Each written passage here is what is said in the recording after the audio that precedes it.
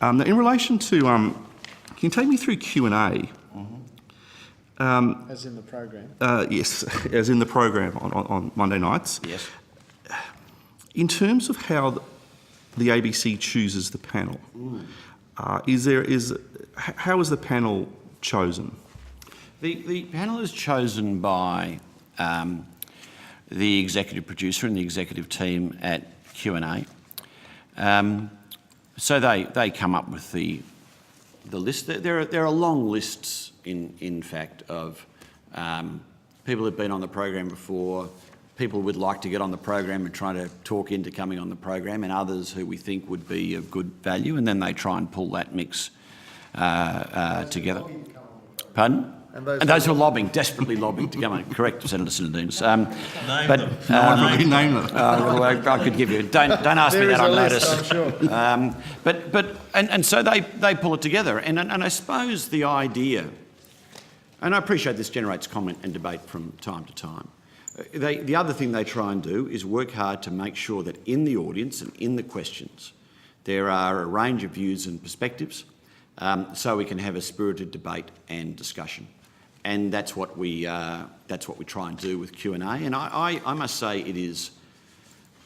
I think it's rare to watch a program where you haven't felt that there have been a range of issues raised and a good back and forth between people who hold divergent views on those issues that are being raised. The trouble is, I put to you, I think that the panels consistently lean to the left, and there may be a range of divergent views, but it does tend to be someone from right of centre. Maybe on a good week you might have two people who are centre or right of centre, and then you'll have three people who are clearly left of centre or clearly not supporters of the coalition.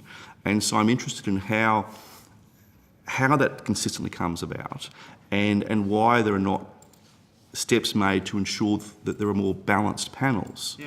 Well, I can just simply, I'll explain to you the process and how it comes together. We are always on the lookout for talent. And the one thing I'd say about, I suppose, your depiction of it, Senator, and it's not the first time I've heard that depiction. I think in a way, I sometimes view the panel, there'll be clearly someone who's identified. There'll be a Member of Parliament from the Conservative side of politics, there'll be a Member of Parliament from the left side of politics. Sometimes you'll have an independent in. And there'll be others who I think are harder to depict as either being strongly of the left or strongly of the right. They're certainly not political kind of figures.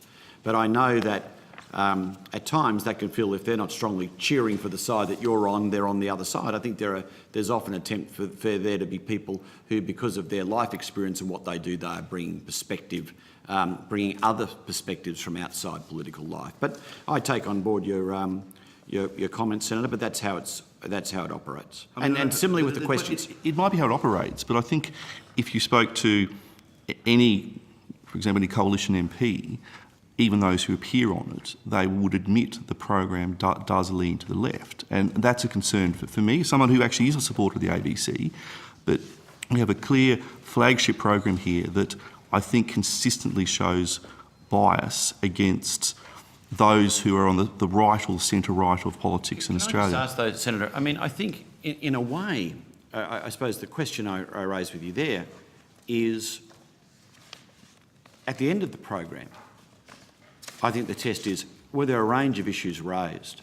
Were all voices and all perspectives heard?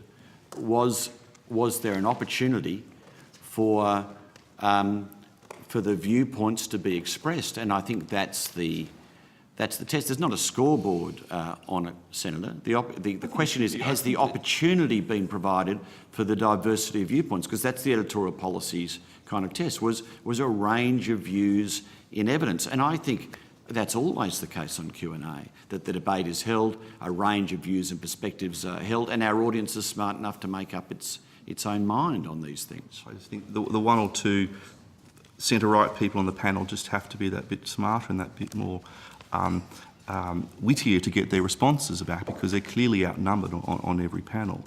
But I think it's something. But if you look at the program, Senator, it's usually not a shouting match between the panellists. It's not a vote. It's a range of voices and a range of perspectives that I that I think are being heard. But I Well, take on board your I think comments. some perspectives are being missed in terms of not ensuring that there are a balance in terms of having enough centre right people on it. But I think it's something that you and I will disagree about. But if the ABC could look into that, that would be fantastic.